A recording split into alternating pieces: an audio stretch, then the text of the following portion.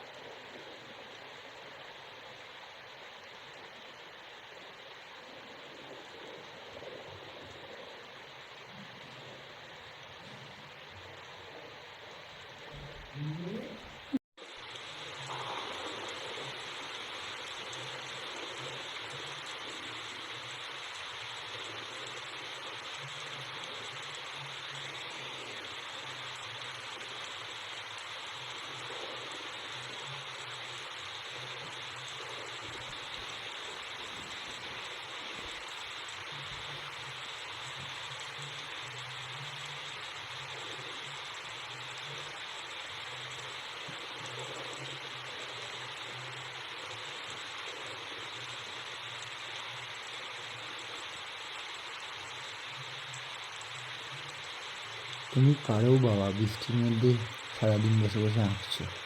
চলো খাবে, চলো। আচ্ছা বলো তো, এটা কিসের ছবি আঁকছো? রাম সীতার এটা পটচিত্র। তো এটা এখন কি কালার হচ্ছে?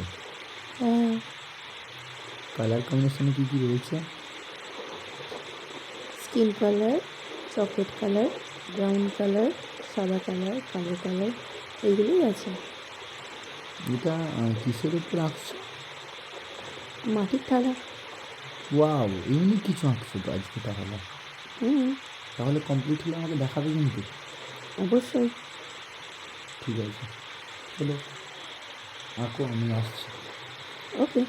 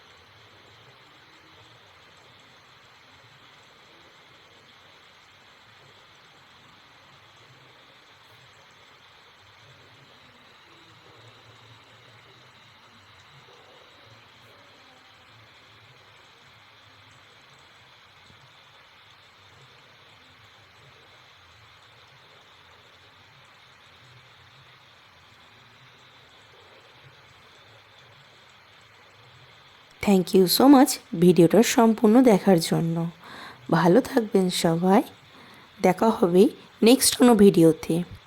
বাই।